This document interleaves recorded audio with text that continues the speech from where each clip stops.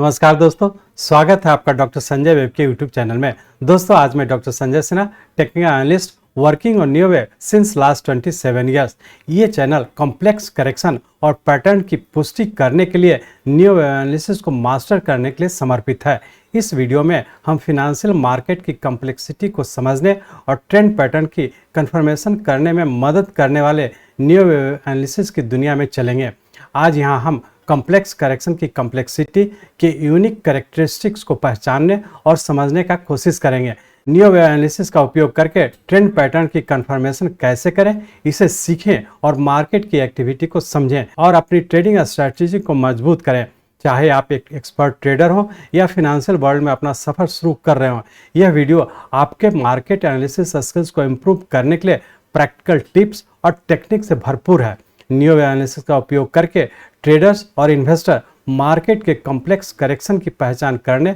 और trend pattern की confirmation करने के लिए भरपूर स्किल से अपने आप को स्ट्रॉन्ग करें। अपनी ट्रेडिंग और इन्वेस्टिंग को अगले लेवल पर ले जाने के लिए रेडी हो जाइए। तो चलिए हम लोग इन सभी कुछ को जानने के लिए चलते हैं बैंक निफ्टी के रियल टाइम चार्ट पर। ये हम लोग का बैंक निफ्टी का डेली चार्ट है और इस डेली चार्ट में हम लोग देख रहे हैं कि 16 मार्च 23 को हम लोग का करेक्टिव जो फॉल था वो पूरा हुआ और यहाँ से हम लोग का फिर से राइजिंग ट्रेंड में ऊपर कंटिन्यू हो चुके थे और ये हम लोग का 0 पॉइंट हो गया। जो 16/3/2023 को हम लोग का जो लोएस्ट पॉइंट बना यही हमारा 0 पॉइंट है और यहाँ से फिर से हम लोग के राइजिंग ट्रेंड में कंटिन्यू हो चुके थे। और जैसा पिछले वीडियो में भी आप लोग से डिस्कस किए थे कि हम लोग का यहाँ से जो राइजिंग ट्रेंड हुआ ये सब डिवीजन में हम लोग का इम्पल्स वेव का फॉर्मेशन हुआ था और ये इम्पल्स वेव हम लोग का 15/5/2023 को हम लोग का कंप्लीट किया, जो सब डिवीजन होकर के 5+4 9 वेव में हम लोग का कंप्लीट किया था। और आप लोग से डिस्कस किए थे कि हम लोग का जो इम्पल्स वेव सब डिवीजन में होकर के गया तो इसके बाद का जो करेक्शन होगा ये भी हम लोग का सब डिवीजन में मतलब कॉम्प्लेक्स करेक्शन के फॉर्म में कंप्लीट करेगा।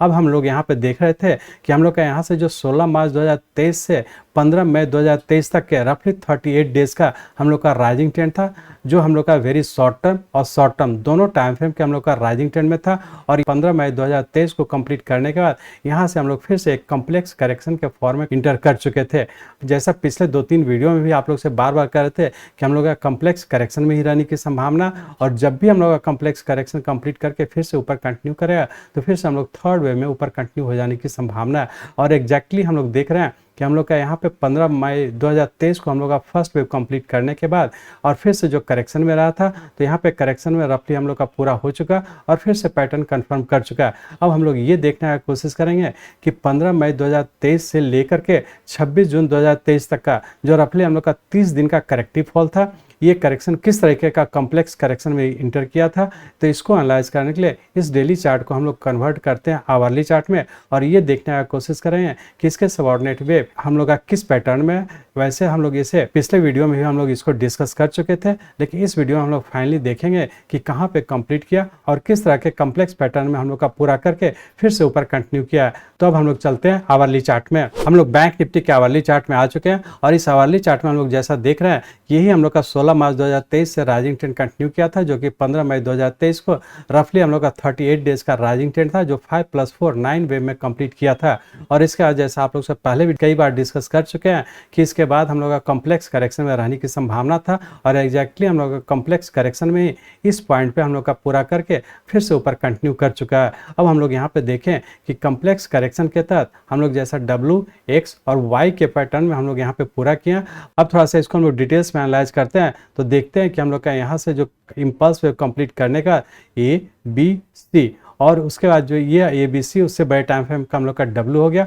और उसके बाद हम लोग का X वेव कंप्लीट करने के बाद फिर से हम लोग A, B, C, D और E मतलब हम लोग रफली कह सकते हैं कि हमारा ये 5 वेव में नीचे कंप्लीट किया और ये सबऑर्डिनेट 5 वेव उससे बड़े टाइम फ्रेम का हम लोग का C वेव कंप्लीट किया। पहले जो इसे हम लोग W, X और Y के फॉर्म में पहचान रहे थे, इसे हम लोग अब ऐसा कह सकते हैं कि 15 मई 2023 से जो हम लोग का करेक्शन में रहा तो ये हमारा 3 वेव में A और ये हमारा फिर से ऊपर जिसे हम लोग पहले X कहते हैं ये हमारा B वेव हो गया। तो हम लोग फाइनली ये कह सकते हैं कि नीचे का A, B और ये C वेव, चूंकि ये C वेव हम लोग का 5 सबऑर्डिनेट वेव में कंप्लीट किया है तो हम लोग इसे C वेव के फॉर्म में इसको आइडेंटिफाई कर सकते हैं। तो अब हम लोग फाइनली ये कर सकते हैं कि 15 मई 2023 को जो हम लोग का इम्पल्स वेव कंप्लीट करने के बाद जो एक कॉम्प्लेक्स करेक्शन में इंटर किया था उसके सबऑर्डिनेट वेव A, बी और सी वे में पूरा करके और फिर से यहाँ से हम लोग का पैटर्न कंफर्म कर चुका है। क्योंकि आप लोग बेसिक कोर्स में जानते हैं कि पैटर्न कंफर्मेशन के लिए ज़रूरी है कि सी वेब जहाँ से स्टार्ट होता है और जितना टाइम लगता है, यहाँ पे हम लोग देख रहे हैं कि बी से सी वेब बनने में हम लोग का 19 डेज लगा। और इसके बाद जो रूल्स कहता है पैटर्न कंफर्मेशन 2 स्टेज में कंफर्म होना चाहिए। फर्स्ट स्टेज है कि सी वेब बनने में जितना टाइम लगता है उससे कम टाइम में हम लोग का बी से ऊपर जाना चाहिए और सबऑर्डिनेट वेब जो ऊपर की ओर कंटिन्यू करता है वो 5 वेब में होना चाहिए। तो हम लोग यहाँ पे देख रहे हैं कि यहाँ से जो बी से सी वेब बनने में हमारा 19 डेज लगा और इससे ऊपर हाई जाने में जो 44,460 है का हाई है, इससे ऊपर जाने में मात्र हमारा 3 दिन ही लगा। तो ये इंडिकेट कर रहा है कि हम लोग का 15 मई 2023 से जो नीचे करेक्शन में सी वेब कंप्लीट किया, ये हमारा रफली हम लोग कह सकते हैं कि 30 डेज में करेक्शन में रहा और उसके बाद फिर से पैटर्न कंफर्म कर चुका है। तो ये इंडिकेट कर रहा है कि हम लोग का पैटर्न कंफर्मेशन का जो दोनों स्टेज है ये कंफर्म कर चुका है। हम लोग ऐसा कर सकते हैं कि हम लोग का जो राइजिंग ट्रेंड था जो 15 मई 2023 को हम लोग का पूरा किया, ये हमारा इम्पल्स वेव का फर्स्ट वेव कंप्लीट किया और ये हम लोग सेकेंड वेव में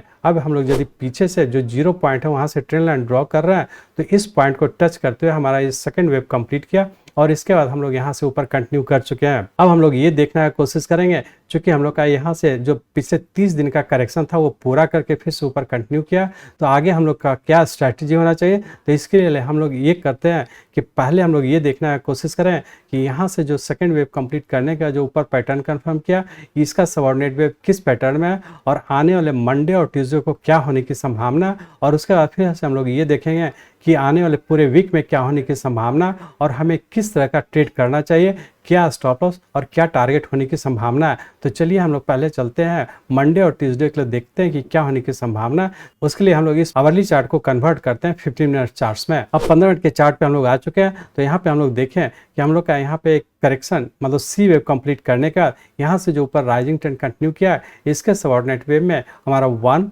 2 3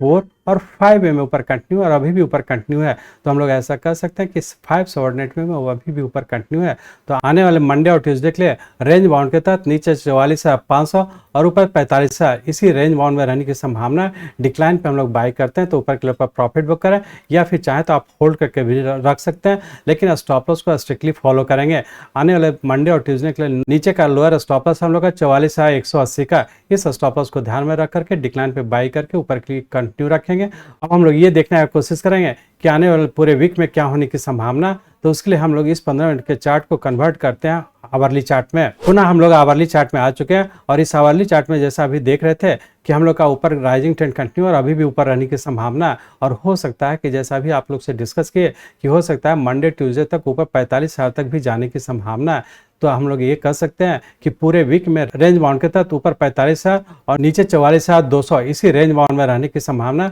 लेकिन पूरे वीक के लिए यदि स्टॉप लॉस की बात करें, क्योंकि हम लोग का यहाँ से करेक्टिव फॉल यहाँ पे कंप्लीट किया जो कि 43,540 के पास कंप्लीट किया और यहाँ से हम लोग का फिर से एक नया इंपल्स वेव के फॉर्म में ऊपर कंटिन्यू किया, तो हम लोग का जो स्टॉप लॉस होगा ये वाला, इसका जो लोएस्ट पॉइंट है 43,540 का, यही हम लोग का स्टॉप लॉस होगा। तो हम लोग ऐसा कर सकते हैं कि आने वाले वीक की बात करें तो हम लोग पूरे वीक के लिए स्टॉप लॉस होगा हम लोग का 43,540 का। तो इस स्टॉप लॉस को ध्यान में रख करके हर डिक्लाइन पे बाई करें और ऊपर कंटिन्यू रहने की संभावना है। तो फाइनली हम लोग ये कह सकते हैं कि बैंक निफ्टी हम लोग का वेरी शॉर्ट टर्म और शॉर्ट टर्म दोनों टाइम फ्रेम का हम लोग का ऊपर का कंप्लीट करने के बाद पिछले 30 दिनों से करेक्शन में था और करेक्शन पूरा करके फिर से अपने राइजिंग ट्रेंड में कंटिन्यू कर चुके हैं। तो हम लोग ये कह सकते हैं कि हम लोग का फर्स्ट वेव कंप्लीट हुआ वेरी शॉर्ट टर्म और शॉर्ट टर्म का, और पिछले वेरी शॉर्ट टर्म का हम लोग का करेक्टिव फॉल 43,540 के पास कंप्लीट करके और फिर से हम लोग वेरी शॉर्ट टर्म के राइजिंग ट्रेंड में इंटर कर चुके हैं। तो अब हम लोग हर डिक्लाइन पे बाई करके स्टॉप लॉस को फॉलो करते हुए आगे की ओर कंटिन्यू रखेंगे।